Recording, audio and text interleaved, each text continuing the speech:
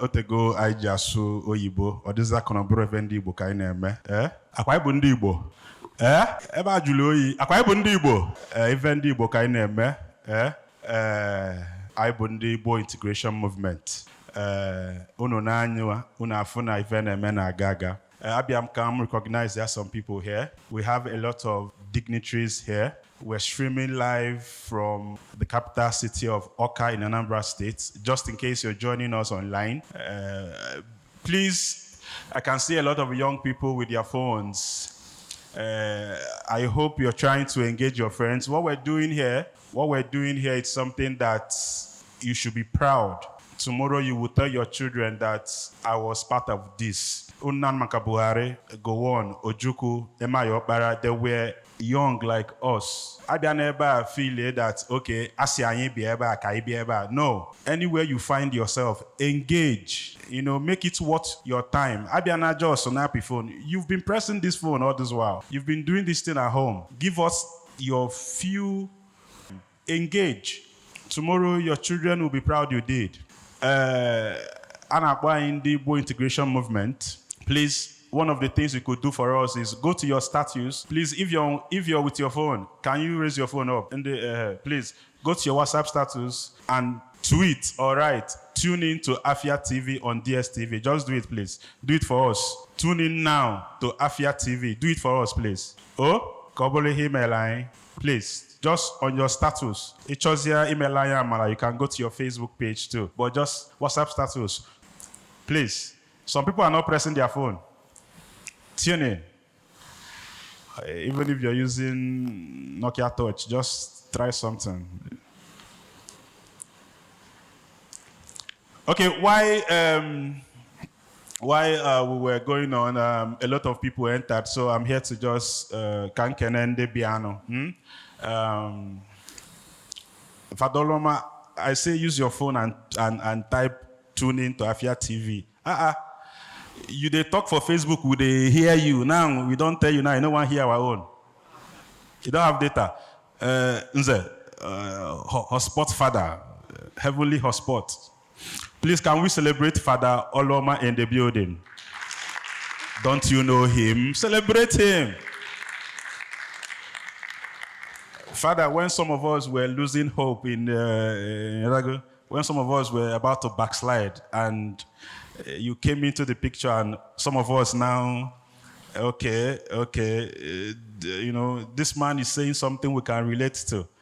You know, during COVID-19, your video and one other man of God in Onitsha, let me not call his name, you know, your video were carrying us along. We want to thank you for all you've been doing. We want to thank you for what you're doing for the church. We want to thank you for bringing it down to our level. God bless you, sir. Please celebrate Father Oloma, please. And we also have Oga Kelechi Deka, one of the most vocal people. Please celebrate Oga Kelechi Deka. You can, if you want to check them out, Kelechi Deka. Deka is D-E-C-C-A. Some of you don't know the quality of the people we brought down to just speak to us. Check him out on there, but no, this is you would think that the likes of Wole Soyinka them, Chinua Achebe them, they are no more around. No, now you know one plug. If you plug in, you're gonna say the day. This man has been coming through when it comes to opinions, objective ones, constructive ones. You know, bring your opinion, I bring my own, and we engage. Mr. Kelechi Deka, nice to have you here. Then I have Professor Sam Amadi, a man that stutters like me too sometimes. You know, I used to enjoy him on Arise TV whenever he's one of the or analyst or columnist. Prof. Dalorin, please celebrate Professor Sam Amadi. Prof, I was speaking with my friend here, and he told me that you were his chairman during his NYSC days, that you were the chairman of, you could tell me, it's not NEPA, called EEDC. something power, if I'm not mistaken. Professor Sam, I used to watch you, and then your opinions are so powerful. Nice to have you here. We look forward to what you will download into us today. We can't wait. Good to have you in Awka. Good to have you. Good to have you. Celebrate Professor Sam Amadi, please. Na celebrate na akuna aka ken gende na ekolo oga aka.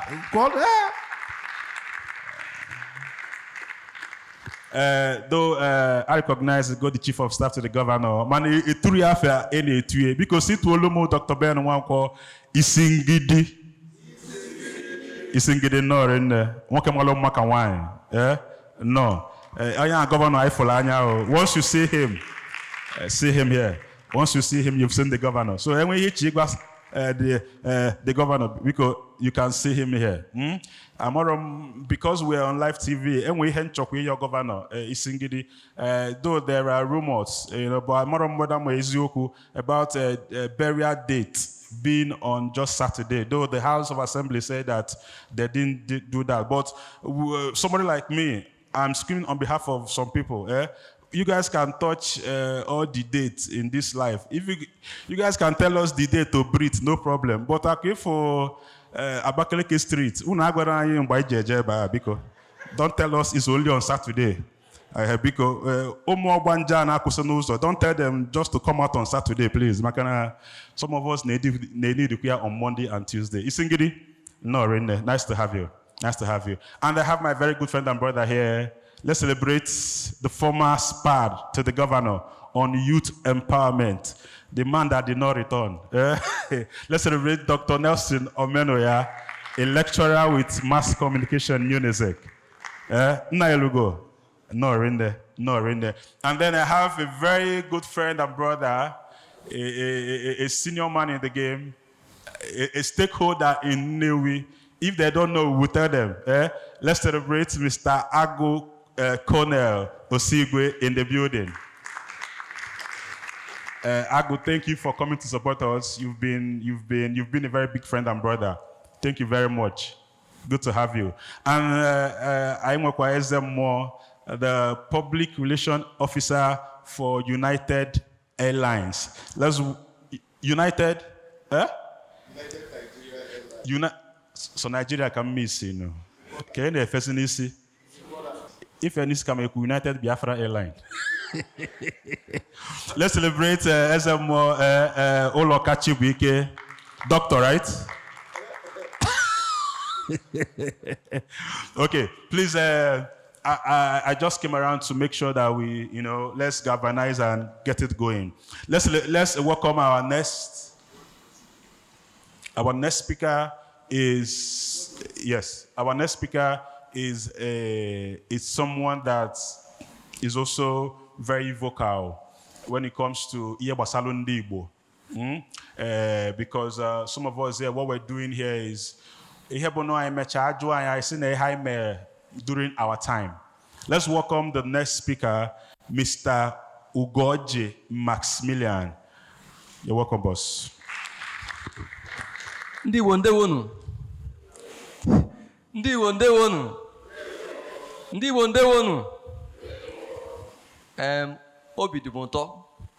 Obidumoto. First of all, let me start by saying a big welcome to the Chief of Staff to the Governor and the guest speakers, the organizer, Nze Ndewo, Iwoke, and then your team, Dr. Nelson, my SPG president those days in Unizik. Welcome.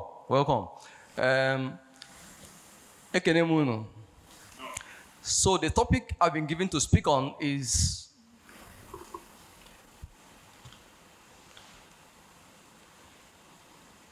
marginalization of Ndigbo as it concerns Lagos State. Marginalization of Ndigbo as it concerns what? Lagos State. I know when I said Lagos State, that's a very controversial issue right now. And most especially whenever election is coming, there's always crisis. There's always debates.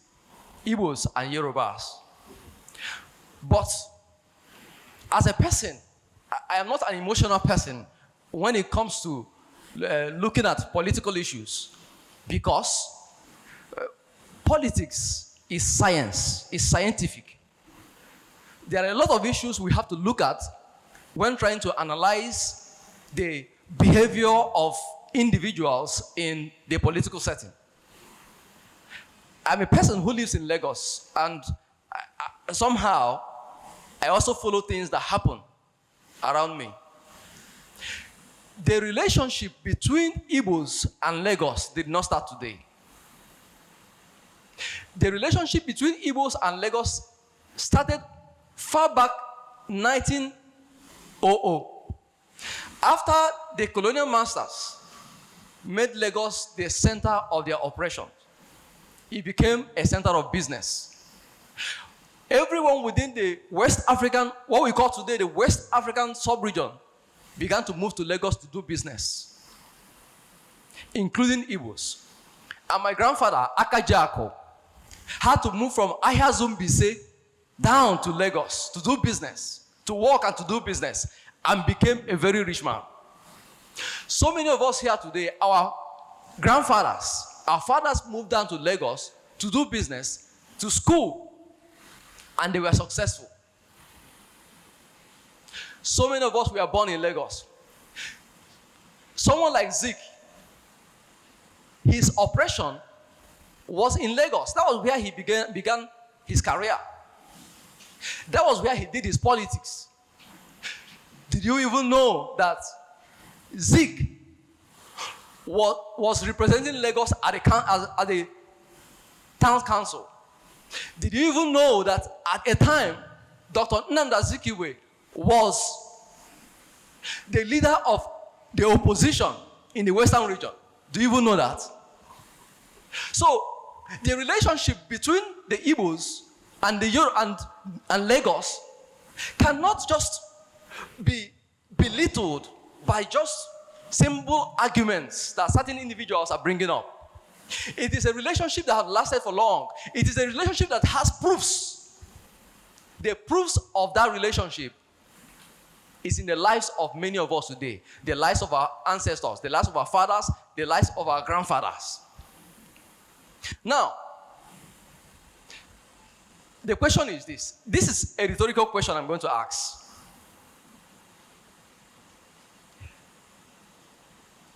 Have Igbos actually benefited from Lagos State?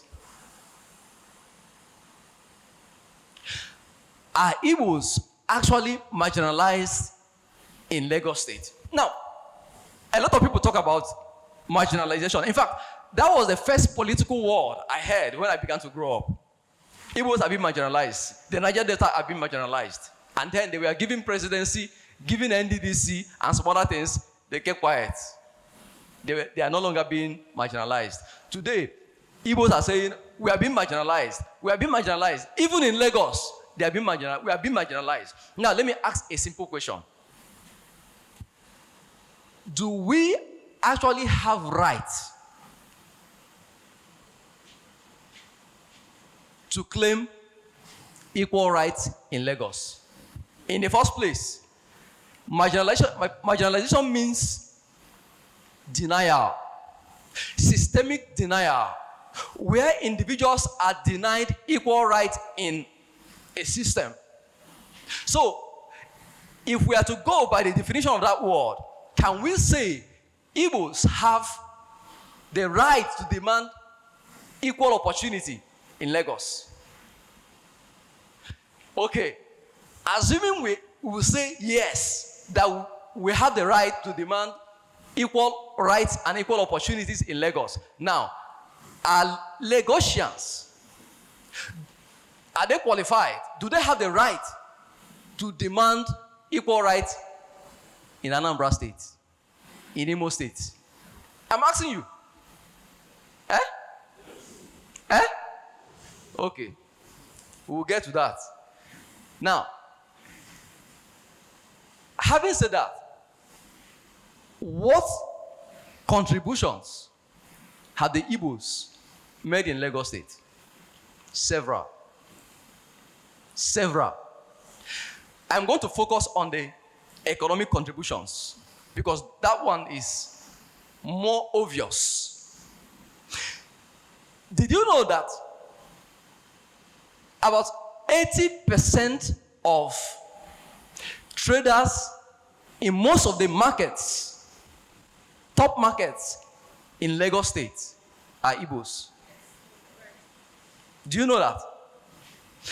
Did you know that about $4 billion is made in transactions every day in Lagos, in those markets? Do you know that?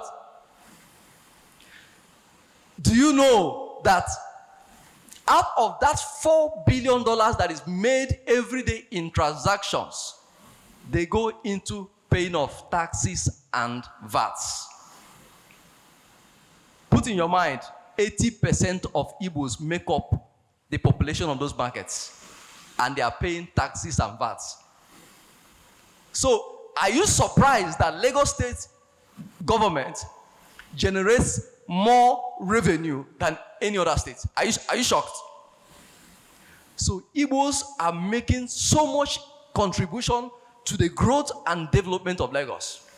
Good news! The Mars Magazine International, in collaboration with Pine Leaf Estate and Properties Limited, present Pine Leaf Night of 100 Stars. It is going to be a charity gala and an award event where icons from all spheres of life will be celebrated and given an award of recognition for their tremendous contribution to the development of our society. The theme of this special event is Dynamic Repositioning. The date is Saturday, 27th of June 2026, and the time is 5 p.m. Venue, Tanel Dome, Awka, Anambra State. Guess what? The Executive Governor of Anambra State, Professor Charles Chukwuma Soludo, will be receiving the Mouse Man of the Year award, and Prince Arthur Eze Ozigbondo will be the father of the day. Be there, be seen, and be part of history. Do you know that in every 10 containers that move out of Tingan Island, Apapa Wharf, or any of them, about 4 of those 10 containers belong to an Igbo person, an Igbo trader. Do you know it? Do you know that?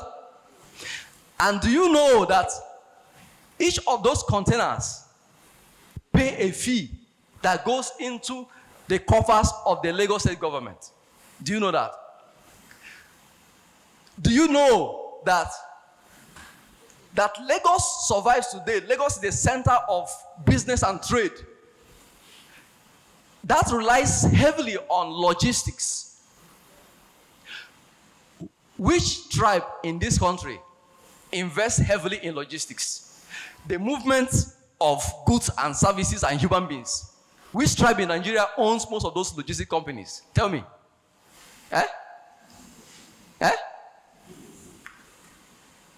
Igbos.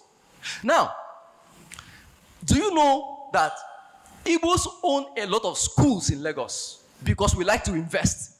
Wherever we see opportunity, we like to put money. Do you know Igbos own a lot of hospitals, schools in Lagos, including churches? Akun Nagazayon. Akun Nagazayon.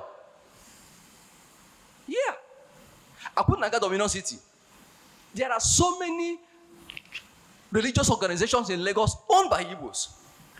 There are a lot of investments in Lagos that are owned by Igbos. Now, are we also talking about the area of real estate? Because that is the sector where I belong. Let me use Ebe, for instance. The place you call Ebe today in Lagos State is the new Lagos, Ibejuleki Ebe. Do you know that 60% of investment in that area today is by Igbos? Now, let me also tell you, please sir, let me also tell you the contribution of Lagos to Igbos as well. Now, they are telling me to calm down. Now, economically, do you know that in Alaba market, since 1970 till today, so many Igbos have become chairman of that market? Let me read it. Chief Valentine Obasi. I can't even, up to 10 names, previous chairman of that market. I'm just talking about Alaba market though. I'm not talking about the rest.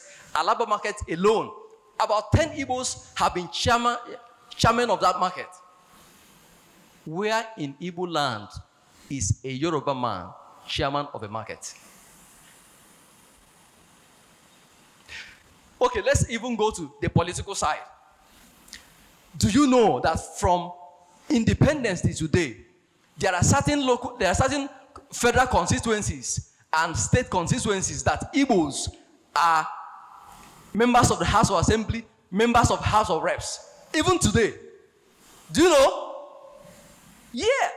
But where in Igbo land do we have outsiders as Reps members, as commission?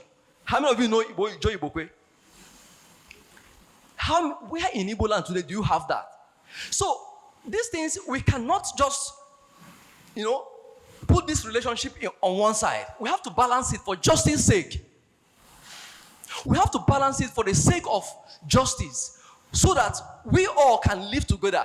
Also, the area of, they are saying that the Lagos state government is intentionally demolishing the properties of Igbos. I mean, the real estate market.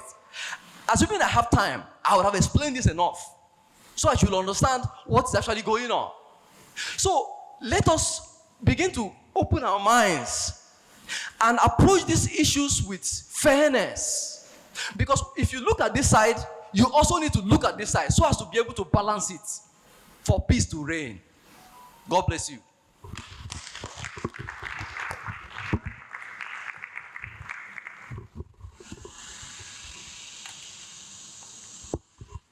Thank you very much, Mr. Ugoji, Maximilian.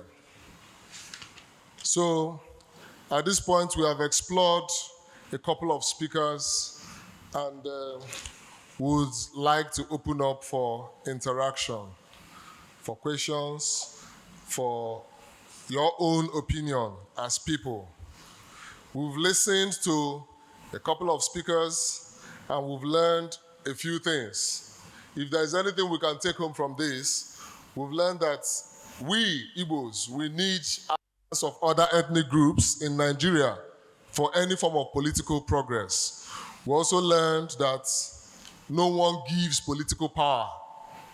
In Nigeria, if you want to be president, you must work for it. There is never going to be a time when political power will be given to any particular ethnic group.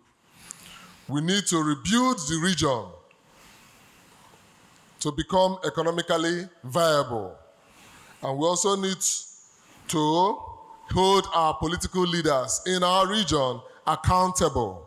These are some of the summaries of the last few speakers. We also learned that prolonged agitation did not improve our unity. It rather created more disunity, distrust, and destruction. We also learned that the data available does not suggest or does not support Igbo marginalization when we are thriving and flourishing economically, professionally, business-wise, in all parts of Nigeria and all over the world. Now, at this point, we will allow you to give your own opinion. Igbo people say, "Nki ikwulu dị mma ka nke m wee dị mma." Nobody is right and nobody is wrong. This is the avenue for you to express yourself.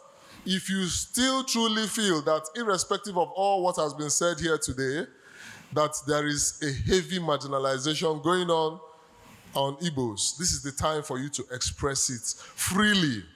And we'll have response from our speakers before we move into the next part of the discussion. Thank you very much. Thank you immensely. My name is Dr. Nelson Omenoga. Max, thank you so much for that insightful and thought-provoking presentation, even though you kept us hanging. You haven't quite straightforward with answering the question of whether we can claim the same rights as those from Lagos. Because I know that Nigeria is one of the member states in ECOWAS, the 12 ECOWAS states. And in ECOWAS, we have the absolute right for movement of human beings and businesses. You can do business across the ECOWAS without any restriction. So my question is direct. In your view, do you think Ndi Igbo should enjoy equal opportunities as those from Lagos State? Thank you. Dr. Nelson Omenowa, do you want to put me into trouble? Eh? Dr. Nelson Omenowa? Okay. He said, do I think that Igbos have the right to claim equal rights in Lagos? At least you know me a little bit. I'm a blunt person. And I'm going to be blunt right now. I am from Imo State. In every entity, there are landowners. I don't care whatever ECOWAS said. I'm just being realistic. In every entity, there are landowners. And how this thing works, whether in America, whether in Israel, whether in India, eboyo bi kon awashi.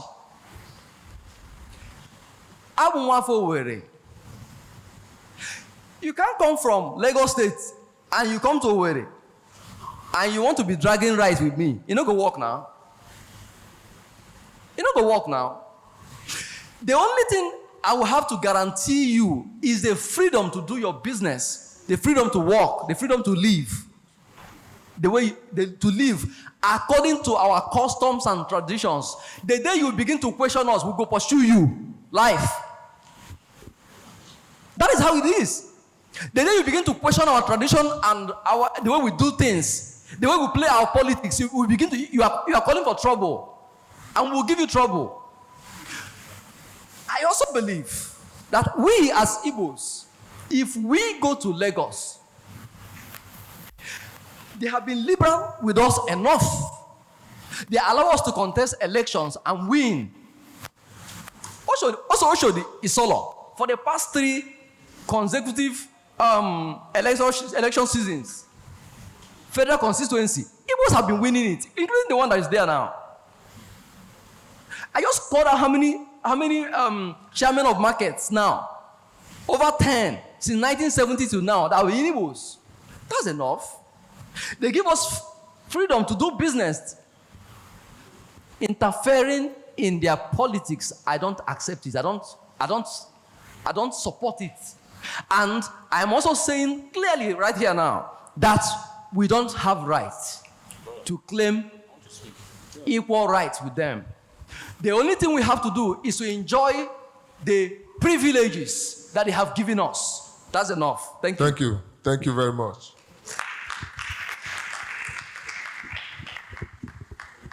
Good afternoon, everybody. My name is Dr. Igbo. I agree with you on clear facts. I think you are confusing indigenship with citizenship. So to that extent, you are wrong. I know that maybe culturally, maybe someone cannot come to Awka and begin to lay certain claims because it embarrasses the sensitivities of maybe the indigens. Like I'm an Nnewi man, so it might be wrong to come to Awka and begin to lay certain claims because that might amount to being insensitive to the sensibilities of the indigens. But that in itself is not against my right as a citizen. If I want to contest for maybe Awka 1 constituency to represent Awka because I'm resident in this place, I can do that. It is within my right as a citizen. But that might embarrass the sensibilities of indigens and that might raise some questions. But if we are discussing legality and the rights of people of Igbo extraction who are living in Lagos, they are entitled to the politics and to other privileges that has been guaranteed by the Constitution of Nigeria. But if we are now talking about people being sensitive to the nuances, the cultural differences and other things, that's where we caution people to apply wisdom and to not exercise the full extent of their rights as far as this conversation is concerned. Thank you very much. Thank you very much. Ọkwa ndị point leave ka mụ na fa na-akarị. Okay, because without wasting much of your time, na enwere time na enwe meeting. Onwa na nke mfu advert ya, nye na nke dị na airport. Achọrọ m ka ị sekọta ya for ka m kwụwa ụgwọ ya ozugbo. Achọkwara m ịrụ ụlọ ebe m aga nlụcha ụlọ plane na-agafe. Na-afụnụ plane. Anọkọta mfe mpụta n'ụtụtụ feelụva aka. Ị ya agụta ya ka eti agụta anụ na stew na ofe. Egoere nya. Obi ara atọkwalụ m ụtọ ọgọ na ya na ọgaranya na-adịte ndụ aka.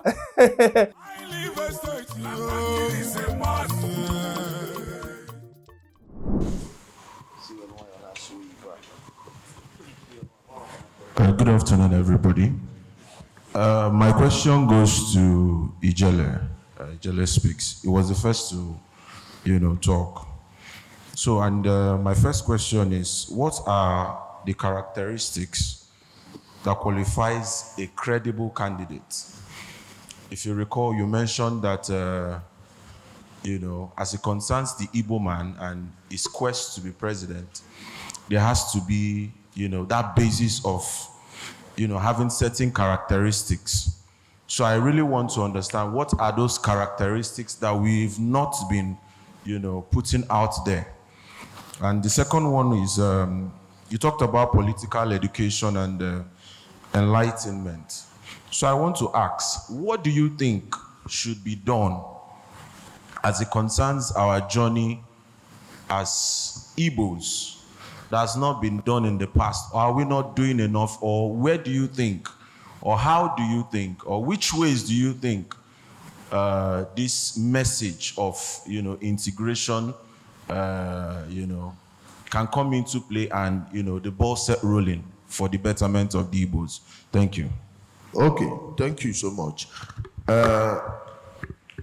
Emma, when I was discussing, let me just go direct. Come here, example. An average Igbo man in the southeast now, when you mention names like Chimaroke and Namani, to most people they buy because of the political myopia and the type of propaganda. That was why I said politics of personal destruction. These are men that in Nananya, for instance now, the whole of Ndigbo State, onye ọbụla na-achọ ikwu ekwutin wrong about Chimaroke Nnamani gosigodo anyị University eroro ka suit. Gosi anyị ụlọ ọgwụ eroro ka Park Lane. That person in a promote gosigodo my equivalence of Park Lane ya na this Anambra State. State ya ọchịrị. Akwotu Ibe bụ governor 8 years, Kobo governor 8 years. Can you all start giving me instances? Nkobu na mporogafa ngwaga body. Look at this Awka in an email now. Tell yourself the truth. Would you rather have Awka of Peter Obi or Awka of today? Name the state. Just look at Kabiro from Awka in an email. So this is what I'm saying. When you want to sell, how do you expect me to sell Obi ahead of someone like Zulu? How? Dave Uma here na body every day. Go fertilizer plant. Could you believe that he took former Governor Obiano, who I'm not fond of, for Anambra to have an airport? Really?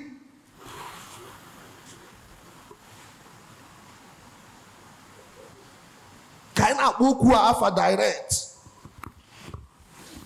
In a promote, give us something, somebody, rapunke regional popularity. It's like giving me a sweet wine in a poison chalice. It's still poison. Okay, thank you very much. 1 minute, hold on. You have to look from where you are coming from. You know that you have to fight more for this. Just look at the condition of the society you are in. So, Kaicho, somebody who with that acceptance, name more of that baggage of emotion or afia on our windows or one auntie. He has to go decide in car first. And how do we do it? Whereby, okay, the current governor of Anambra State, yesterday when I came to Awka, I'm not blowing trumpet for anybody. Jenna, my old videos, Jeff Reben na konde modern with government houses. Imo State, Abia Awka Yesidonu Mechie.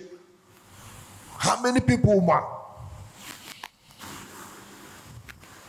Then, after soiling the person's name, the political party, major political party, getting on their ticket, knowing very well, even that herself, Olo could be down his own vote. And Olo call his own vote about the way. Okay. Thank you. So, next on our discussion, we will give 5 minutes to our brother Ozioma Aneto to come up and talk to us what he has picked up, what is his own thoughts, and we'll continue our interaction for another 10 minutes, and then we'll give room for the next set of speakers. Thank you very much. Thank you so much. I will observe the protocol, or will stand on the existing protocol. So thank you, everyone. My own is, I want to tell a story. I'm a storyteller. I did almost all my education in Southeast. I attended DMGS from All Science Primary School Onitsha to DMGS Onitsha to Special Science School, Central Special Science School Onitsha, and I studied in Awka. I studied mechanical engineering. And after studying, I found myself serving in Enugu State. So all my life till I was 25, 26, was in Southeast. And after service, I decided to move from Southeast to the North. You know, some people don't see Abuja as the North, but it is the North. I moved towards North, and I spent 12 years in the North. In fact, whenever I want to tell a story about myself, I talk about the Abuja, because it was the era when I finished the first phase of my life, which is the schooling. I started from 3 years. The next era was being in Abuja, trying to forge the man I am today. And I stayed there. I was in Abuja. So I got my first car. I got my first whatever. I got married, and I got children before coming back to the Southeast again. So whenever issues like these are discussed, I looked from my own life to understand what exactly will be my contribution to this. And part of it is asking myself, why did I leave Southeast to Abuja? And my answer is just like any of us. We always say that, yeah, living Southeast, we don't have like life, anything that can work out for us in Southeast if you are not into trading. That is what we always say. But I left, I stayed 12 years, I came back. And what's comparing my life there and now is a story for another day. But what I observed in Abuja is something I want us to discuss today. Because where I was staying in Abuja, before I left Abuja, I stayed in a lot of places. If you've been to Abuja as a very young person, you see yourself moving from one place to the other. I stayed from Prince and Princess to Gudu, to Area 3. Then I came back to Duse, where I stayed before coming back to this place. And at that particular Duse, we had problems. It wasn't like the main town, like the Asokoro, Beitama, where the government's eyes were. So we always have challenges. In fact, it took us to buy our own transformer. If we have problem on our roads, we fix it. And we are not just only Igbos there. We are Nigerians. Your neighbor is from Ogun State. The next neighbor is from Bayelsa. Another person came from a place you've never even heard of. And we are all there. If there is a problem about light, there will be light in an Hausa man's house and no light in an Igbo man's house. We are facing the same problem. In fact, when we are scared that maybe government is going to come and demolish where we are living, we come together as a community. The Hausa man will be there, the Yoruba man will be there, and we'll start talking about it. And when we get angry about what is happening in the government, we don't discuss it as tribes. We discuss it as a people. And my own conclusion to this is that what we have is a Nigerian problem. But when one is crying that is hungry, you can't know the pang, how hungry the next person is. Most especially when you have the louder voice. So when you are screaming, I'm hungry, I'm hungry, I'm hungry, and this other person is just maybe holding the pangs, you can't really say that this person is this hungry. Yes, part of the reasons we are very loud, or part of the reason, let me use another word, not loud, part of the reasons we are more audible is that everywhere you go, you will see the Igbo man. Like even in that Duse, the population there, Igbos are more than every other tribe. So when something happened there, like most times there was a period, a part of, after Day was demolished.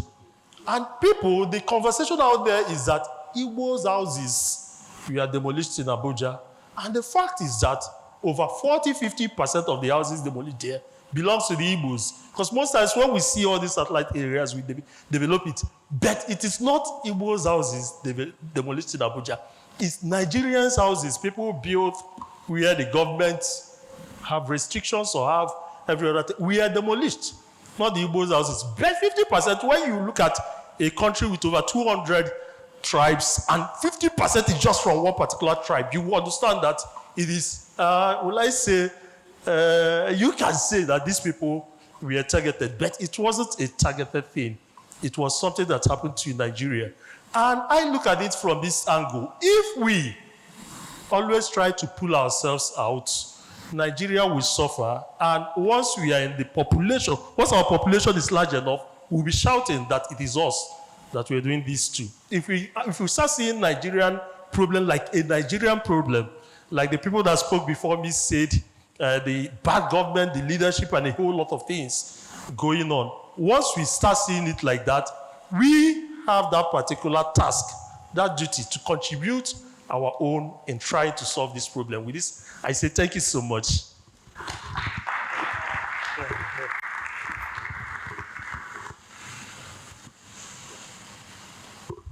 Thank you very much, Mr. Ozoma Aneto.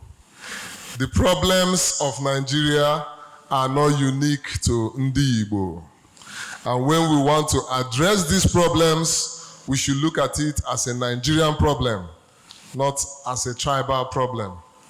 That is what I could take from what he said. I would also want to give a few minutes to Ogbuefi Ndubizu to come up and also talk to us, after which we'll have a few minutes to Mbalogolo to come up and talk to us, and then we'll move over to the next phase of the discussion. Thank you very much. Good afternoon, everybody. My name is Ejike Ndubizu. I'm a member of the Igbo Integration Movement, and this is a movement that is born out of the desire, for us to see how to bring Ndigbo back to where we used to be. Speakers after speakers and things we've learned before has shown us that Ndigbo used to be part and parcel of this country. Like the Reverend Father said, some circumstances usually fall beyond our control. And the civil war that we fought are part of the things that I believe were part of those things that went beyond our control. However, like he said, we must stop the victim mentality. Because in the Bible, The war today makes it, I think, 59 years that it was started, because I'm sure it was on the 30th of May, 1967, that our brother, my own brother personally, from Nnewi, Colonel Ojukwu, declared a separate state of Biafra. By next year, it will be 60 years. But I recall that another region and another ethnic group from Nigeria, a major ethnic group called the Yorubas, had a similar issue in 1993 during the June 12 election. And after that election and the annulment that followed it, they played a better and smarter integration role that within 30 years, June 12, even though it is a case of, if you say one man and few persons that died, June 12 became a national day in the history of our country and in our polity. But how come 59 years later, the Igbos that lost at least estimated between 2 to 3 million persons in a civil war that, if we can rightly agree, went out of our control, we have not recognized that day. I see that there was a gap created by, if I would say, maladministration, illiteracy, and ignorance. And that was what fueled the challenge that we had in the last 10 years. However, my thought has always been about solution. I want to be a solution-oriented person. That's why I'm one of the apostles of our governor, being a solutionist. So we have 5 states created out of the original East Central states that we had as at 1967. 59 years ago, we had East Central states. Today, we have them 5 states, 5 governors. And I began to ask, if I recall, by the early 2000s, some of the governors from the Southwest had started declaring June 12 as public holidays in the Southwest. And these are subnational government with their own immunity. Now, my question and my appeal, especially as we have a very high delegate from the governor, why is it difficult that 59 years after, it is still very difficult for Ndigbo, the leaders of Ndigbo, the people that we elected, to take this conversation off the street into the main table of discussion? So I continue to get appalled. Next year will be 70 years, it will be 60 years the war was started. And yet, we have not found it, we have not deemed it fit that on a day like this, the Heroes' Day can be remembered, at least within our own geographical territory. So while I'm a solution apostle, while I'm more interested in solution, let us begin to have this conversation that will eventually bring us back to the mainstay of Nigerian politics. We have about 45 million people, the Igbos, scattered across Nigeria and the world at large. And we have leaders, today 5 of them, 5 leaders from Abia State to Anambra, Imo, Ebonyi, and Enugu. I implore them, believing that this message will get to them, that going forward, as we mark 60 years of the beginning of this trouble for Ndigbo, that by next year, I hope, and I believe I'm speaking the minds of most youth, that we have a 30th May declared as a public holiday for the heroes of Igbo that died in that incident. Thank you very much.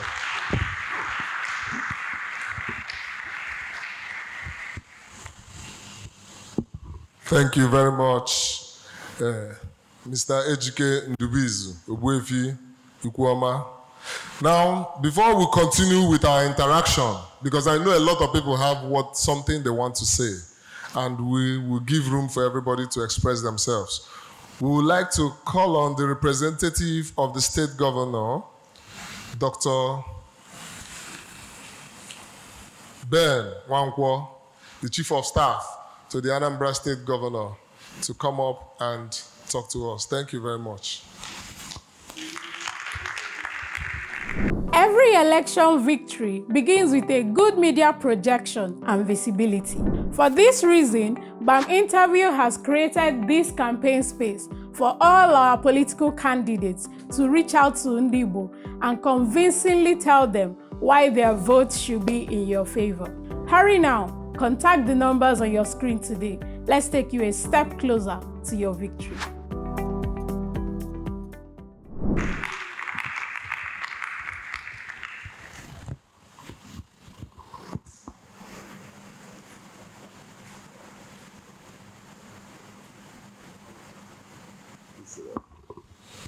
Thank you very much.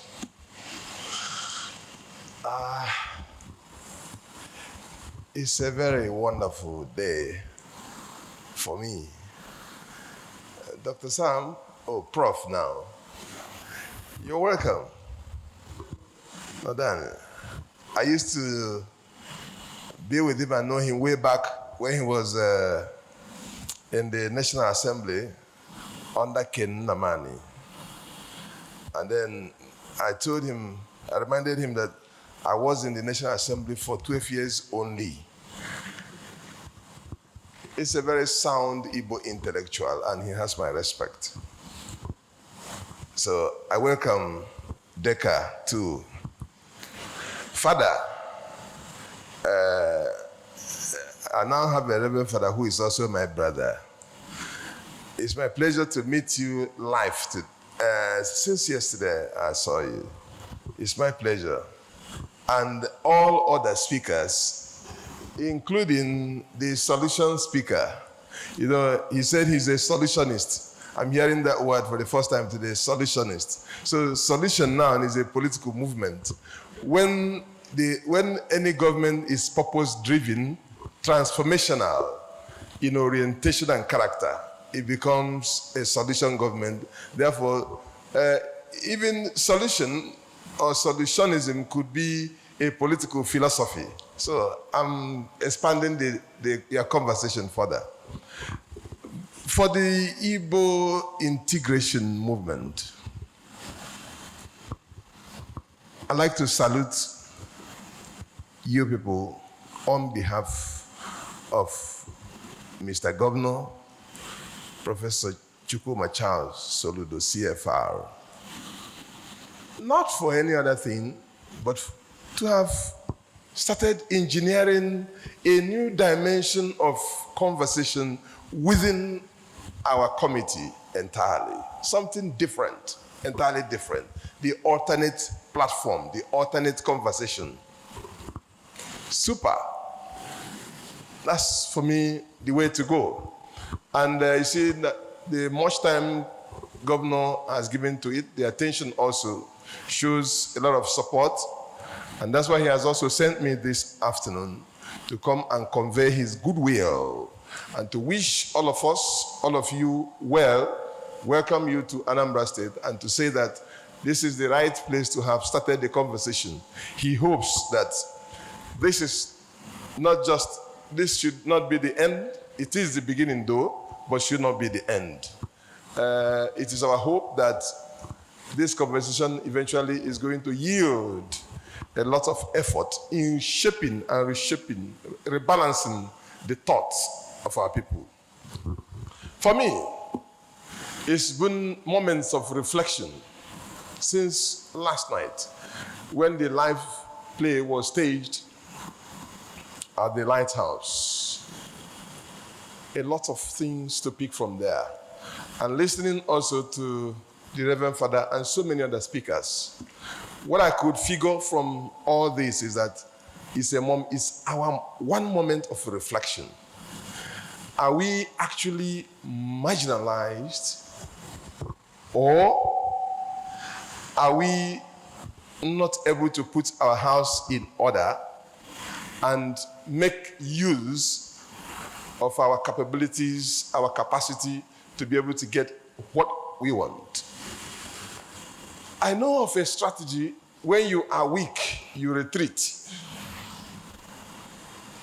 When you think you cannot do it alone, you negotiate and align. When you are very strong and you think you can go all the way, bulldoze, you take over. Where are we in the spectrum? Are we negotiating? Are we retreating? Or are we taking over? It's a moment of reflection. And also, you see that in the entire scenario, the influence of the Igbo man is diminishing. Is diminishing, if not being tarnished. At the Igbos, someone said we are about a population of about 45 million people in a country of about 200 million people, and we are not very influential. I think I have issues with our influence management. And it goes also to question to what extent do we organize, understand, and cohere as a people. Life in the Bayandi. Let me even start by asking, the nitty-gritty of our past, they filled with incidents and cases or places where we ignore the things that matter most. Relationship building. Someone asked, we went to Lagos. Are we part of Lagos or are we strangers in Lagos? I'll leave you to answer that. But something that I need to put in the fore. On Adicham Kandibaya mature how to play national politics, if you ask me. You realize that the first military head of state in this country, Ndi Igbo, he was killed where? Kerebe Bulie, the southwest, good. But only southwest, who led his life for him? Fajuyi. Kedu ụbọchị ndị Igbo lotenugolu Fajuyi in their life history? Isi ofu mbosi, maọbụ ofu street, maọbụ ofu square. This man who led his life, or even Maludi Ebe his family now. That's number one. Secondly, our hero. Yes, Ojukwu, he is our hero. No question. Obapolo also, after the war, Bagebe, Ivory Coast. Kedu Ndi Igbo bịakonugolo ọnụ delegation of 10, 20 persons. We used to fly private jet, Jebe Dubai, Jebe Nile, Jesse all manner of jamborees. Have we been to that country to trace just say, thank you? Have we done that as a people? I'm just pointing to areas that concern all of us. And you can see to have reflected as a people and said, have we done this? I was in Germany sometime, and a Nigerian-born German asked me, or some uncle, Nigeria, no way Bengi Dugia. By the way, he comes from my village. Bengi Dugia Hiara.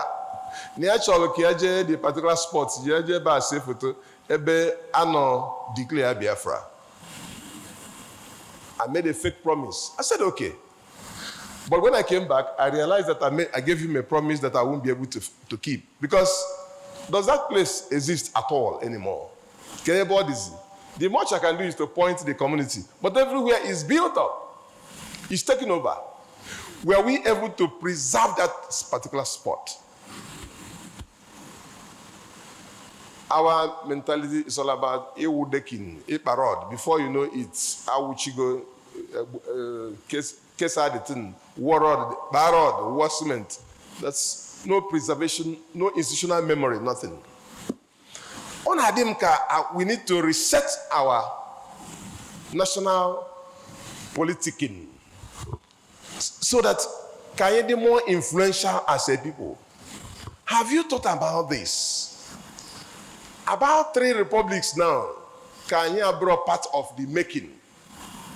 Buhari's presidency, his first tenure, all the while on as the president, Ndi Igbo, a mellow vice. But when he became the presidential candidate in the one that he succeeded, the total number of votes went from Southeast Elo 20,000.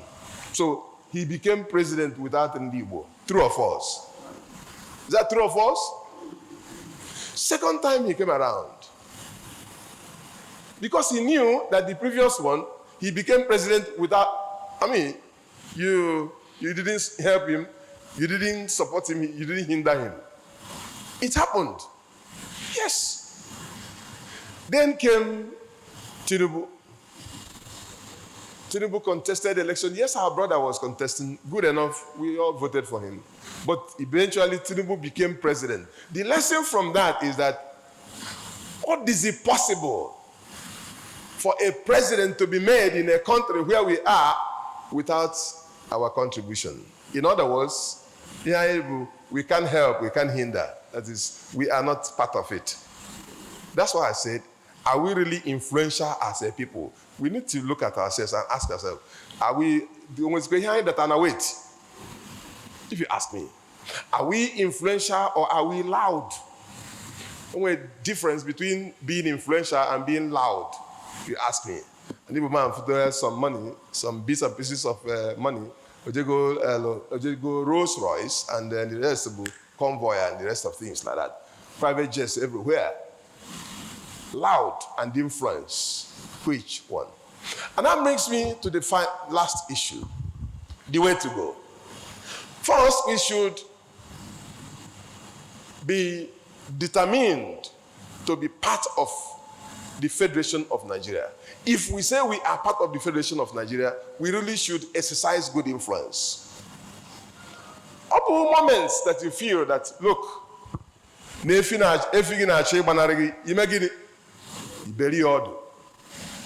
that's politics. But to sit aside, the worst is, because the worst set of destruction is self-destruction. Na self-destruction mode. On Mondays, when you sit back, the economy of this country is not put on pause. Everything is moving. The monies that are supposed to flow into the southeast for a Monday that is the beginning of the week, the most active economic day of the week is Monday. You say, you stay aside. Ụfọdụ ekwoga southwest, ụfọdụ ekwoga north, ụfọdụ south. Who is losing? Nobody. The people who are benefiting don't even want you to end it because they are benefiting. Self-destruction, may say. Then you turn around again, fine. People will be killing people all in the name of what I do not know. Who are the beneficiaries? So we need to look at all these and ask ourselves, should we continue the way we are or should we change? If you ask me, the latter is better and the earlier, the better.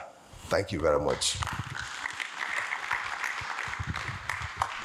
I want to make healthy living a culture in our society. The time to make exercise, get sweat. That sweat is very important. Ibana garden give bela kukwani very natural food. Or if your body need it, just new abona day to chubusike.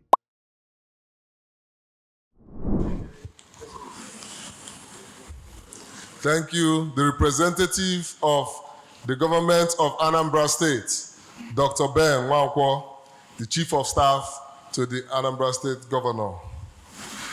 Okay, now we will give a few minutes for interaction, as we said earlier, and before we move into the second phase of this discussion.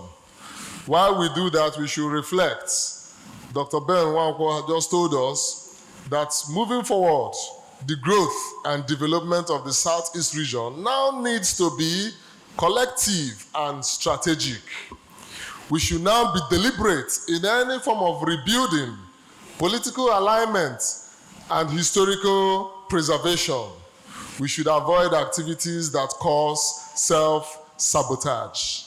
So if we take this as a people, gradually we can move on to a state of political relevance rather than political irrelevance, which we are gradually pushing ourselves to. Now, we'll give room for people who want to ask questions, people who want to contribute, a few minutes, and we'll give room to those who, let's start with those who have not said something first, before we give room to those who want to speak a second time. Okay? Let's go.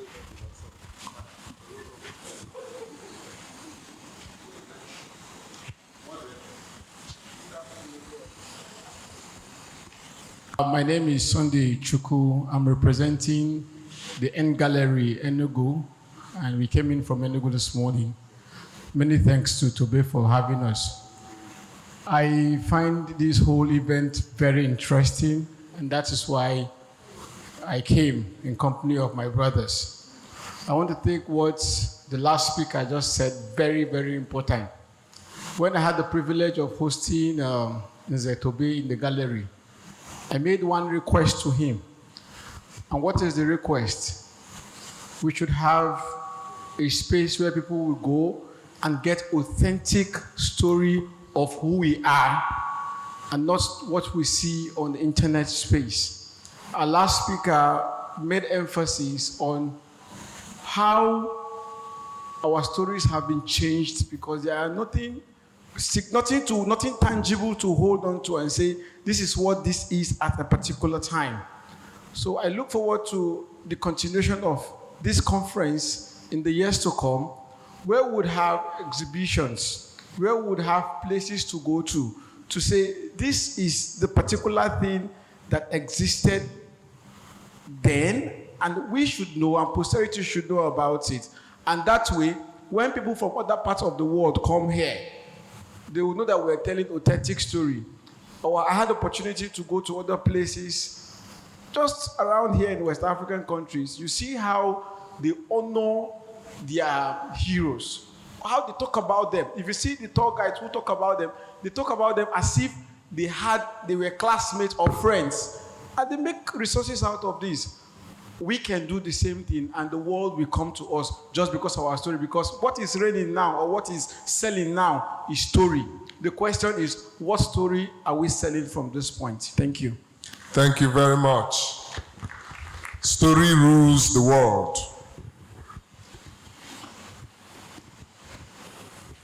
Good afternoon, everyone. My name is Obitrize Emeka, and I'm glad to be here. I've listened to various speakers speak. I listened to the Chief of Staff speak about Igbos integrating into Nigerian political space. I've listened to the Reverend Father talk about national healing. But I want to come from another perspective. I think the problem of an Igbo man in Nigeria is basic. It's an economic problem. We can look at it from different perspectives.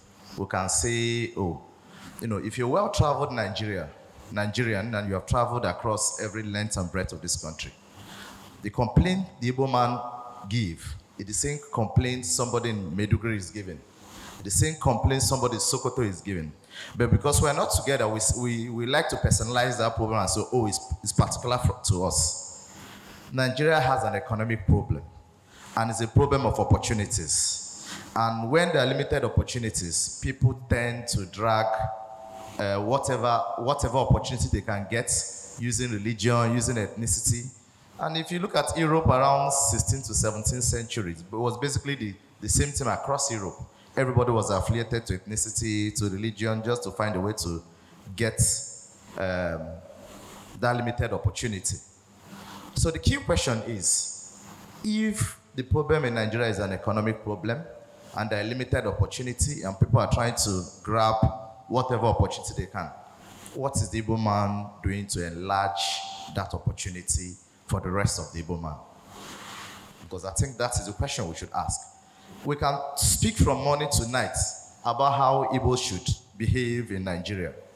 But I tell you, if I step outside here and I'm supposed to hustle to survive, and I do my best and I do not succeed, I'm not going to listen to what you said today. I'm going to find somebody to blame. And that person might be the government, it might be the Hausa man, it might be the Yoruba man, it might be anybody. So that's how human nature works. If there's limited opportunity and you cannot succeed, you must blame somebody. So the key question is, how do we enlarge the economic opportunity within the Southeast so that the fellow Igbo man can have an opportunity? So the young one here can get a job, and which will pay them considerable income. I believe if anybody here is earning above 300,000, live comfortably, will not be thinking about what the Yoruba man is doing or what the Hausa man is doing or how the space is marginalized. His thoughts will not go into those places. If you look, the average income in Awka, by my own estimation, is around 50,000. That is the average income in Awka. And I think when you take it around the whole of Southeast, it will be almost the same. So the question is, what is our governors doing to increase economic opportunities measured on income and other HDI? If these things do not rise, the cry for marginalization will not disappear, no matter how much we speak.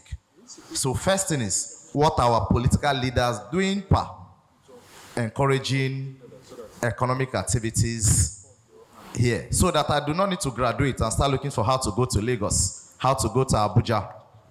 To be able to say if I graduate, I can stay in Southeast and achieve.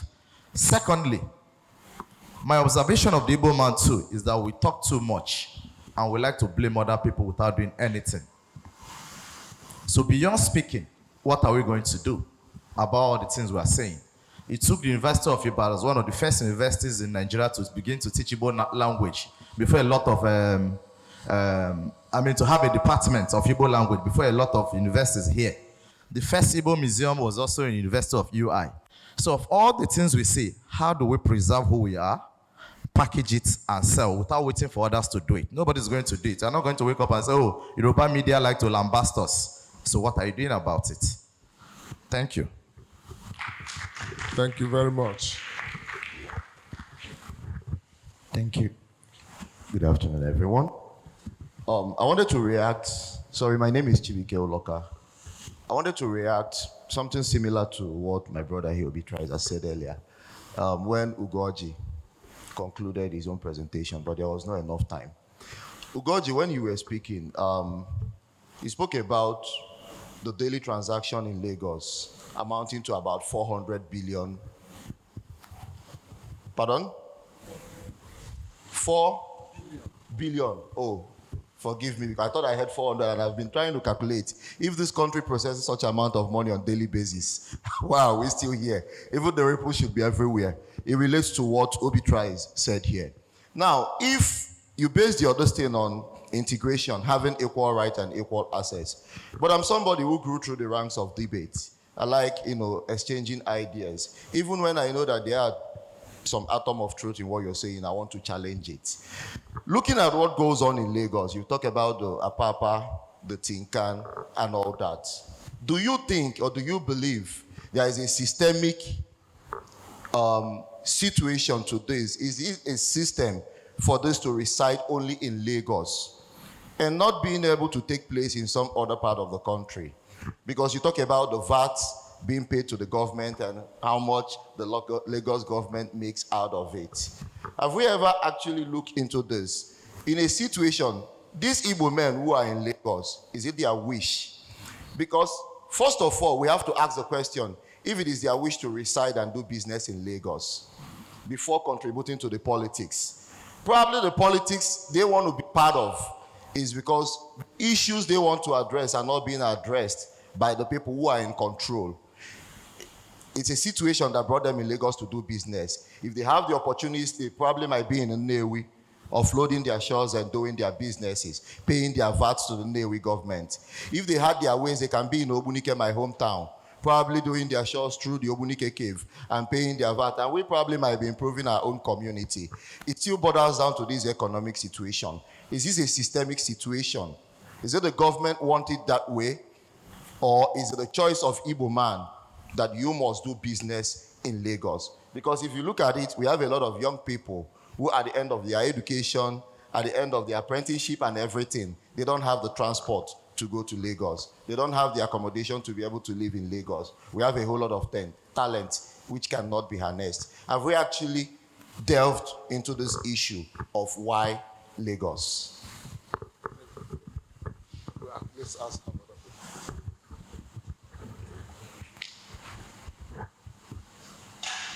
Good afternoon. My name is Ugochukwu Anade, and I'm going to react to the questions Ugoji asked. So he asked whether the Igbos should have the right in the first place to demand for equal opportunities in Lagos.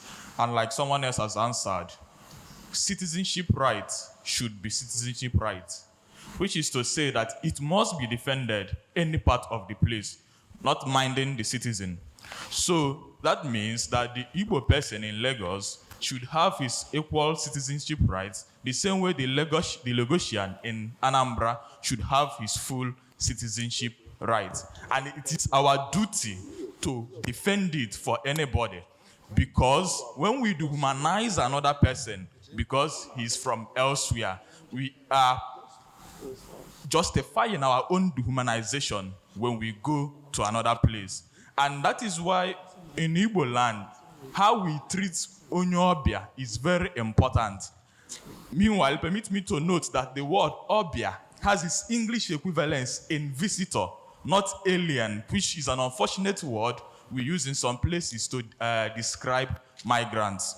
Now, coming to the point of Alaba market, you also asked whether there is any market in Igbo land that has produced presidents from other ethnic groups, the same way Alaba market in Lagos has produced presidents from Igbo land. I think the right question should be if there is any market in Igbo land that has marketers from all these other ethnic groups contributing in the same way that the Igbo person is contributing in Alaba. And if that is not the case, why is that so? So we should be asking, why is our own market not enough? Why is it not attractive enough for these other people, and how to fix it? So we should produce that environment where the other person will even be interested in the first place to come and become the president. Thank you. Okay, thank you very much. Okay, one more for now, then we call up the next audience. We will give room. I'm assuring you that we will give room for people to say and express themselves. I'm very glad that a lot of people have something to say.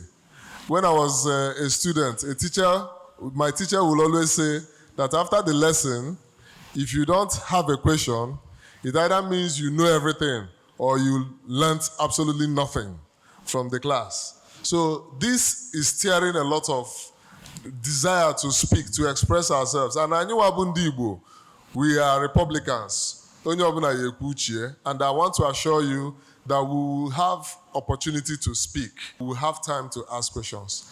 Thank you very much. Okay, thank you very much. Afambo Kene Obuzuru, and I'm from Enugu State. So coming here with my senior brothers, we were discussing on this issue of Biafra. And one thing I told them is, which aligns with what Ogbuefi said, is that our government needs to own this day. Coming from Enugu to Awka here, I don't think we passed, like we met up to 10 cars on our way. And it's saddening that in a day like this, we are sitting at home instead of being somewhere like this where we are conversing, and engaging on what truly led us to this day. And that's where I align with what Ogbuefi said, that our government needs to own today. Let them begin to engage the youths. Like Father Oloma said, Father, also in the church, they would say the first sign of repentance is to first acknowledge that you have sinned. And I believe that what Ndigbo wants is the government to first acknowledge today. And that's all. So I think maybe acknowledging it might also be a part of our healing and also aid our healing. So lastly, I would also, because of already in this conversation, we are here to learn and unlearn. So I want to also raise some corrections, because I'm only Enugu, and when I hear some things about Enugu, I would want to raise the correction. When Ijele was talking, he said, when you hear about a suit, you think about Chimaroke. I think that's a wrong narrative, because Chimaroke never founded a suit. Chimaroke only moved a suit to Aban. A suit was founded as far back, I think, 1980. Yeah. So, also he said, when you think about Parkland, you think about Chimaroke. I think Parkland was only made a specialist during the Chimaroke regime in far back 2005, I think so. But Park Lane was already existing as far back 1930 or so by the British colonial something. Okay. So I believe that these narrations, that these conversations, as we are raising it, we can also, put in small corrections here and there. Thank you so much. Thank you. Thank you very much. We'll give room for all forms of interaction and cross-interaction. But that the history happened to us does not mean that we should forget about what happened to us and continue to lament. So up next, I would like to invite Nzetobe Osigwe Ezikolomo to the stage. And I also want to invite Dr. Omenoha to come up to the stage also.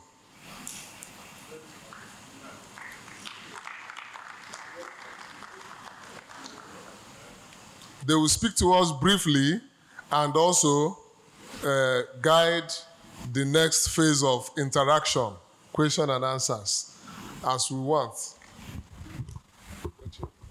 Ndị be anyị ndewo, daalụnụ. Ndị Igbo kwenu, Ndị Igbo kwenu, Igbo kwesịrị. Well, I want to be very brief because I believe some of us have questions. My message is simple, and that is exactly what we are doing here. If I show kata, let's just converse. Ndị be anyị sị na mkpegbu kantigbu. And another thing I want to say is that it's time for us to know that peace in the Southeast is the most important thing. Whatever ideology you hold, whoever you support, whatever religion you stand for, let peace come before that ideology. Let peace come before that support. Let peace in the Southeast come before that word, religion. And the Bible says, "Ayeji iweji achuoke we megono." For some time, it seems or it appears as if we have used the anger in pursuing the disturbing rat within the household. We have used that anger to burn down our own house. And what we are trying to do today is for us to realize that us having a peaceful house, a standing house, is more important than that rat that is disturbing us. So peace in the Southeast is the message we, Igbo Conversation, Igbo Integration Movement, this is the message we have for our fellow Igbos, Nigeria and Africans. I want to say thank you, and we want to open this conversation now in seeking for solution. What's the solution? Moving on from now, and this is what Dr. Nelson Omega will start with. Personally, I wanted to see if I can just point people. We have from Chukwuemeka Odumegwu Ojukwu University. If we hear from Dr. Nelson Omenoga, I would like us to give opportunity from the students of Chukwuemeka Odumegwu Ojukwu University. At least one person should tell us solution. What we're talking about now is solution. We have heard a lot of the problems. We agree that there are some faults from, but right now, let us start thinking solution. And Dr. Nelson Omenoga is here. Briefly, 3 minutes. Let's start with solutions. Contributions moving forward will be what? Solution-minded. Or we direct the question today, Kelechi Deka, and we find the solutions. Thank you. I think I have 2 minutes to make my contribution. I think the day is fast spent. Just to, on a note of gratitude, thank the Igbo Integration Movement, the convener and the members for putting up this conversation. Because for me, this is the way to go. It is only when we come together and discuss our own problems and offer solutions to those problems that we can make headways. I'm one of those that believe that African problems, now bringing it home, Nigerian problems, and further home, Igbo problems, can only be discussed, interrogated, and a solution offered by Igbos, by Nigerians, by Africans. Nobody will do that. We all want a greater homeland, but a greater homeland without talking about the issues, the honest conversation about the problems. It's like somebody clapping with one hand. Of course, it can make a sound. I think the speakers have made very brilliant presentations with some coming up with solutions. However, we need this journey to be very specific with the solutions to these problems. Now, if there's one thing that is common among all the presentations, is the fact that what we are missing in Igbo land is authentic leadership. Authentic leadership is what we are missing. And authentic leadership doesn't actually imply it must be political leadership. That leadership can come from anywhere, and that was what Nnamdi Kanu tapped on. And but unfortunately, the narrative wasn't what he would have been mainstreaming. But whether he was providing authentic leadership, is that gap in search of that authentic leadership was where he launched in and capitalized to do his stuff. So we have to begin to talk about not just authentic leadership now, but how to hold our leaders accountable. That's another missing gap, and was something we need to do. In Southeast, we have governors who are holding forth various states. We need to begin to ask them the things they discuss in the Southeast Governors Forum, because they're discussing that doesn't have direct impact on the people themselves, then it's not what they are meant to do there. We've talked about the narrative, the power of storytelling, and saying it the way it is. I love what Reverend Father said, and particularly how blunt Mr. Kelechi, was with his presentation, and of course Dr. Sam Amadi. These are the kind of things we need to begin to mainstream, and one way we can mainstream that is by owning our own media, because nobody is going to tell our story better than ours. Ndi Igbo needs to be intentional with investing in media outfits and using that channels to tell their own stories, using that channels to mainstream our ideas. Ụmụ ntorobịa ibe m, kedu uru ọ baara gị na ị wetara ego niile iwe mana iwe ha ana ka ihe ị na-eche? Emekwere mistake ndị nna nna anyị ha mee. Bịa na Pine Leaf Estate and Properties ka m nye gị anị ga-eme gị obi eju oge oyi. With Pine Leaf, land banking is a must. Gwazikwa ndị ya adị unu.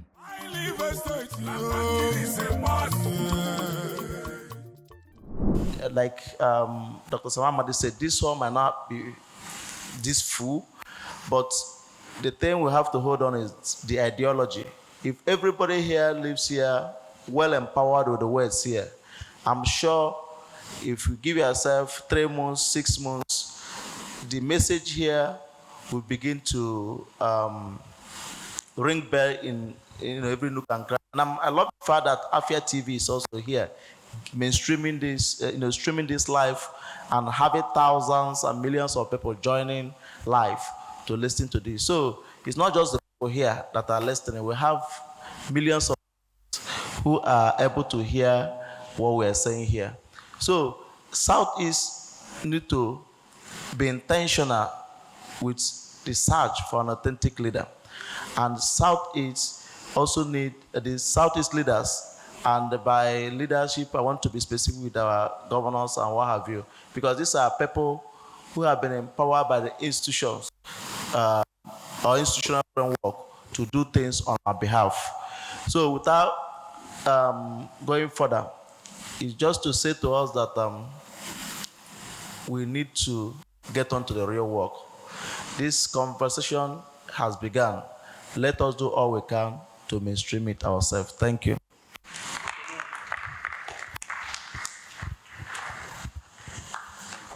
Thank you very much. He said we should take charge of our own story. All thanks to Afia TV, which is our own, Nke Bunkanye, is streaming live this conference on DSTV and GoTV, and also on YouTube. So we have taken charge, we've started that step, and we have also started the step of conversation. Now, the floor is open to anyone who has a question or a contribution. Thank you. There are some people there. Please, we'll start with those who have not said something first, before we give room for those who want to speak a second time.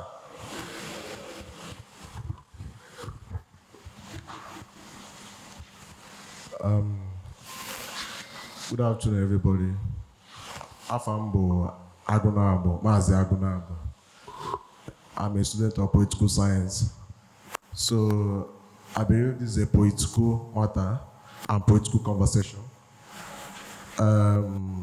My first question is Nigeria a nation or a state? As a political scientist, I'm a baby in knowledge, but I'm not a fool. I'm a final year student. And things I've studied and know about this country and the situation we are now. Igbos are intentional, have a good heart to be among Nigeria. But there's what we call political culture in Nigeria, whereby the political patterns are being transferred from generation to generation. I think that a nation is a people that have one language, culture, food, and same belief. Nigeria is a state made up of many nations. So the intimidation and Lagos we are talking about, these people don't see us as their brother or we are part of this country. They see us as tenants that is in length to their own house. So we, the governors, I will urge everybody and the leaders of our Igbo land to fall back and take care of themselves by themselves. Thank you. Thank you. You asked a question and you answered it. So we'll move to the next person.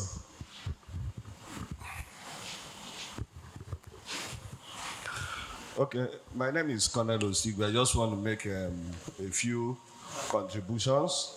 I want to thank the organizers of this conference for this impactful gathering where we have come to share ideas that can shape the Igbo nation. First, coming from a PR perspective, I want to plead with the organizers that their next conference, because I believe that this is not just about conversation, it's about getting results. Because too much talk without no result is just like time wasting. So there's what we call stakeholders. The next conference should involve all relevant stakeholders, because if you don't involve relevant stakeholders, we are just wasting our time. It's not just about talking, it's about developing a strategy. It is when all the whole stakeholders are gathered together, the conference can come up with a strategy, a position paper on how they can be able to implement the deliberations or the output of the conference.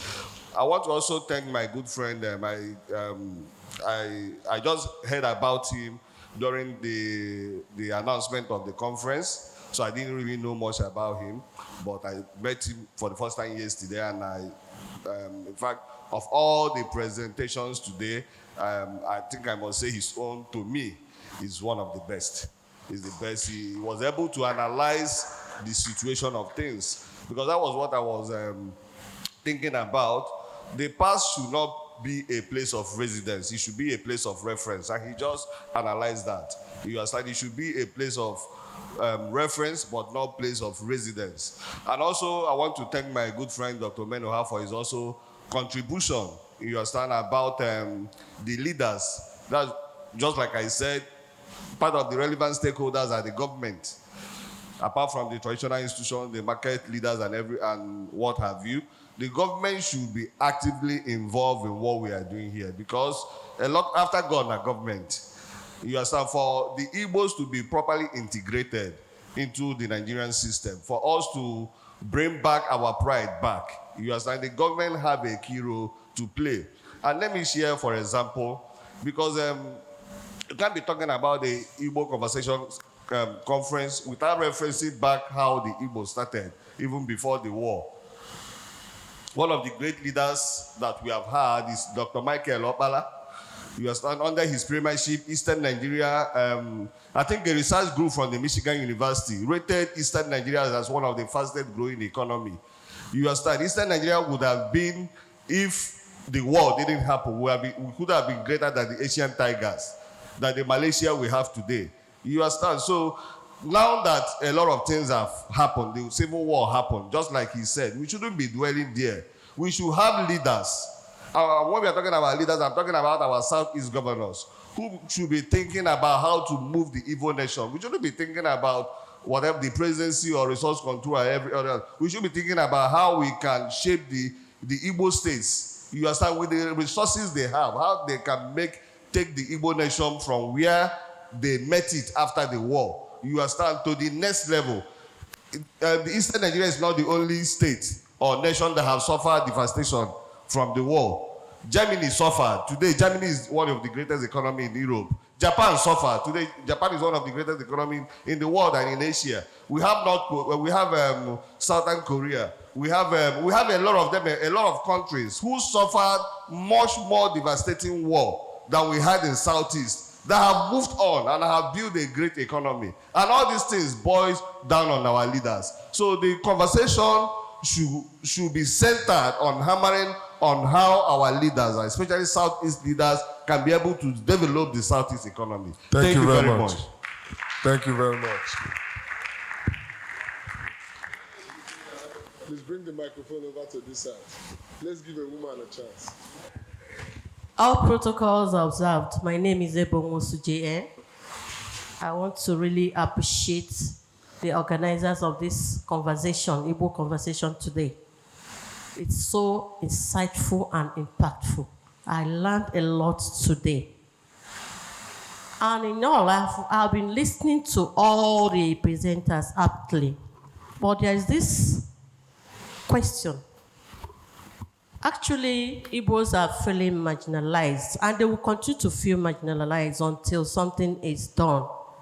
So the question is, is there no way policy measures, be it institutional or whatever, could be stipulated and implemented to ensure that the Igbos feel well represented or fairly treated, especially fully integrated in political activities, that is the process or the processes in Nigeria? Thank you.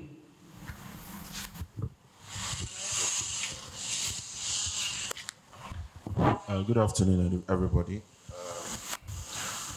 I just wish to ask Mr. Kelechi, my namesake, a few questions and to say a few things too.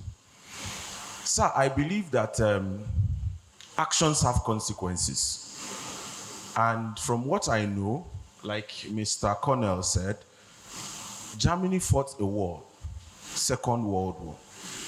And from what I know, Germany remains one country that their military, till date, is restrained. These are one of the consequences of of leading the Second World War.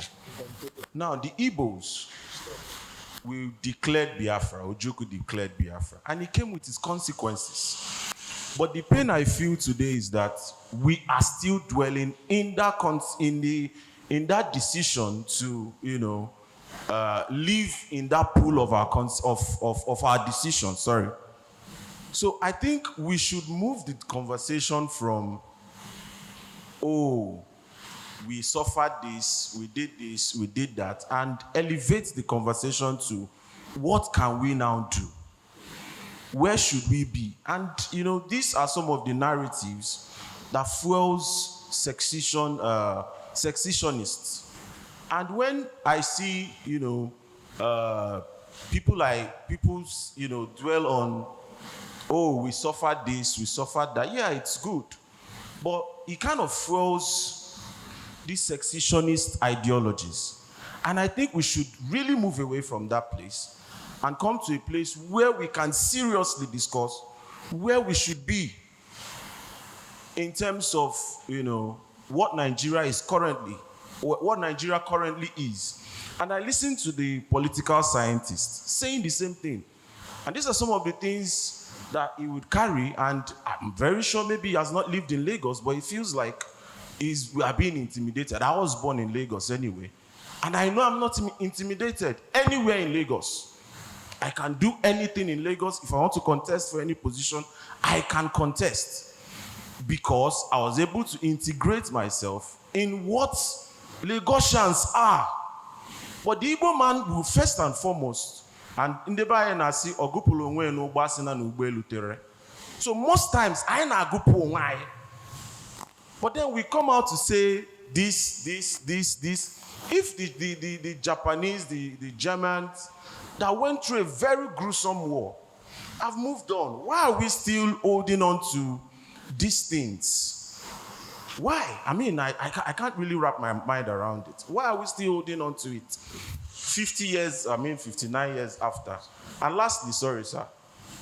He said, my good brother, Ukwoma, said, you know, about May 30th.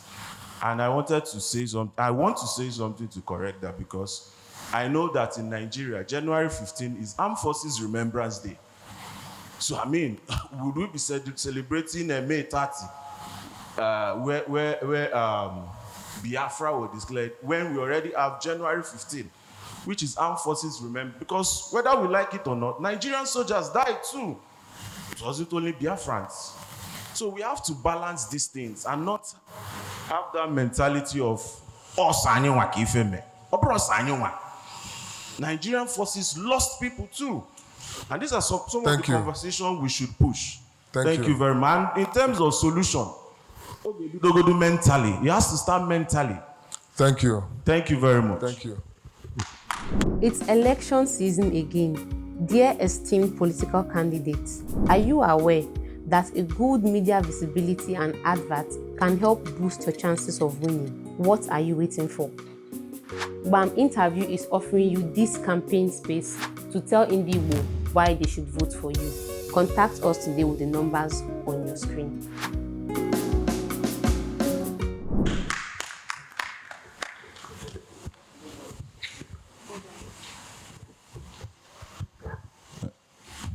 Good evening, everybody. My name is Ndi Igbo from the Center for Memories. I think a lot of people have spoken this evening, and their words echo, loudly. And I think now on what we achieved today, one, but the conversation that happened today. Please, we have to give it up to the organizers because I call them partner. Healing can never happen without truth-telling, without reconciliation, and without remembrance. A lot of the things I talk among Nigerians, among Ndigbo, will never be. Unity requires acknowledgement. Healing requires acknowledgement. Unity requires justice as well.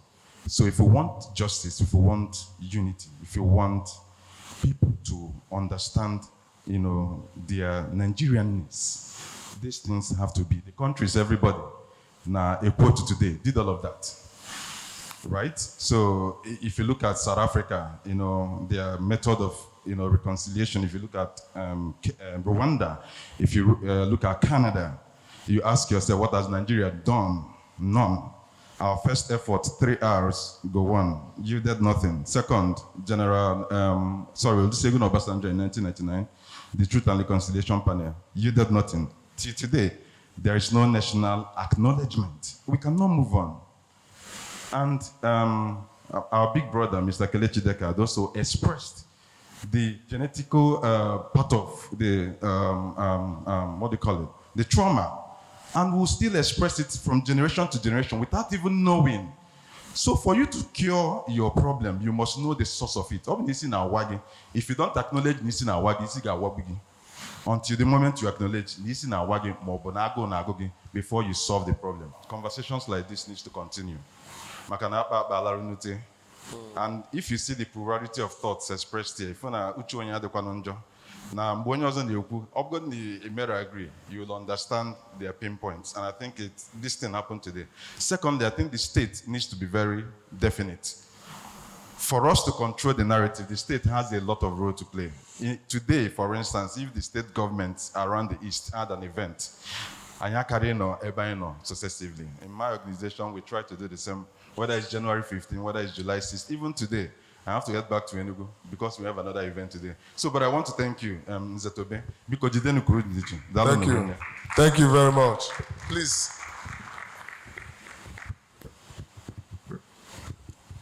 Let's give students the opportunity for students to speak. Good afternoon, everyone. My name is Ebuka Okite from KOYU, Political Science Department. So I just want to do a quick thing.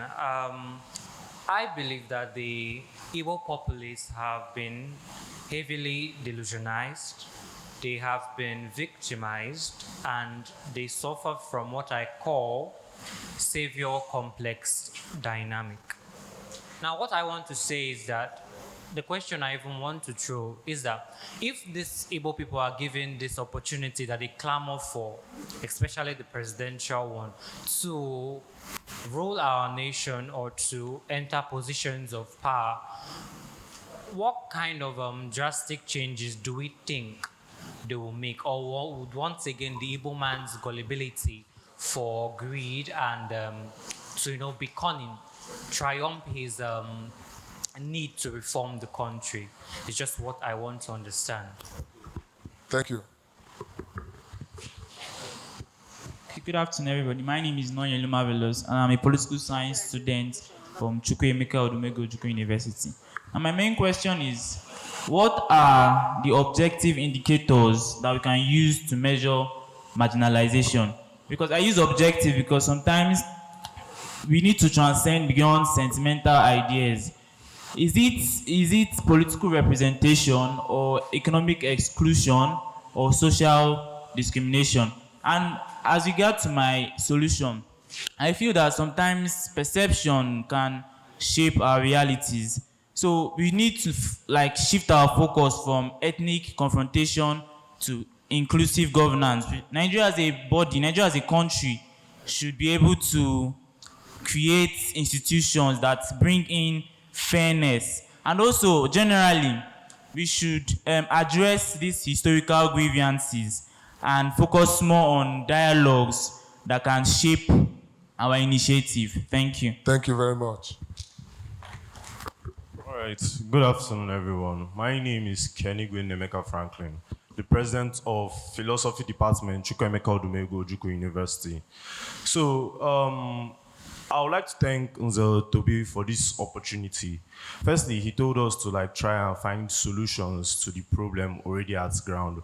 So I have two solutions to this problem. Firstly is the concept that I like to say, those who forget their history are bound to repeat it. If you forget your history, you're bound to repeat it. Yes, I've heard a lot of people say we should not dwell in the fact of Biafra War and all that. But check what happened when we allowed a person twist the history to his own making because of what he wanted. He made another Biafra War happen, which my auntie was one of the people that suffered this, late Miss Elizabeth Ulom, which her picture was showed in the video. We forgot our history. We forgot Biafra, how bloodshed, how people died, and it happened again. That is one. We need to remember our history, not dwell on it, but remember. And secondly, we have, for the second solution that I have, we have to make peace within ourselves in the Southeast. We talk about us going outside and being strangers in the North, in the West, when most of us Igbos are strangers in our own father's land. The way that the most people from Anambra treat most people from Imo State, most people from Imo State treat most people from Abia. We have to come together as Easterners, as Ndi Igbo, to work together first before going out there. Thank you. Thank you very much. Just 1 minute. Just 1 minute.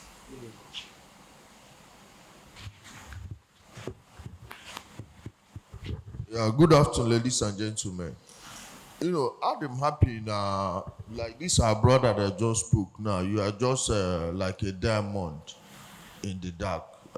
Thank you so much. Because I say 30th of May. 30th of May to remember what happened. No, what about the one that is still going on now? I dare anybody to drive an expensive car to certain communities, Izombe. Today,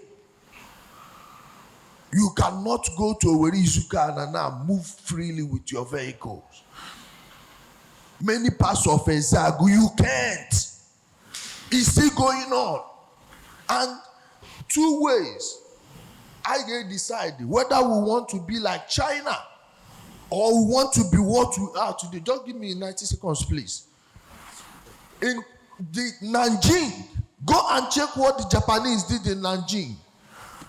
Today, the economy of Nanjing is bigger than almost the entire southern Nigeria. Are they still remembering that one? You think they've forgotten? They've not, but they've moved on. We need to barrel ahead, which we have moved. Before this criminal came with this nonsense they brought, this Biafra in this last iteration is the worst thing that ever happened to us. So please, there is nobody who would tell me that today is because of the trauma of what happened in the 60s that is holding them back today. No. What is the average amount getting to every state today? Where are those funds going? So let's just tell ourselves the truth and not transfer this thing to the next generation. Thank you. Thank you very much. Thank you very much to everyone who made contribution to this discussion. I want to thank, we've started, the conversation has begun. And I can assure you, IMOVE has a 10 years plan to continue to sustain this conversation until it gets to a point where we have exhausted the trauma and we have started the solution. Now, this solution is taking place around us. We need to just observe and key in. Every day, the Southeast Development Commission is showing the world, showing the Southeast of the things that they are doing to try to recover and rebuild the Southeast. We should pay attention to it. A few days ago, they did something for businesses that they are trying to bring in, to spring up, to drive the economy of the Southeast region. Like we pointed out, the problem is an economic problem. And as long as the economy is not going the way we expect, people will always want to agitate. We want to thank everyone here who came in. We want to give special appreciation to Ndigbo, United Nigeria Airline, Afia TV, Mazi Afamo Sigwe, Dr. Nelson Omenuha, Mazi Eloka Maduekwe, Professor Kate Omenuha, Vice Chancellor, Chukwuemeka Odumegwu Ojukwu University, Mazi Chukwuma Okpalezuku, the President of Ohaneze Anambra State Chapter, Mark Okoye Jr., MD Southeast Development Commission. Our speakers today, Dr. Sam Amadi, Reverend Father John Oloma, Kelechi Deka, Chizorom Ofebu Ijele, Ugoji Maximilian, Chioma Ayahotu, Gaius Chibueze. We want to also thank the Department of Political Science, the Department of History, Department of Philosophy, and the Igbo Department of Chukwuemeka Odumegwu Ojukwu, the Department of Theatre and Film Studies, UNN, and Anambra State Government, Professor Charles Chukwuma Soludo, and members of the Igbo Integration Movement. A very big appreciation to all these people we've mentioned. And we can assure you, this is the maiden edition of this conversation. There will be more. Next year, it will be bigger, it will be bolder, and it will be better.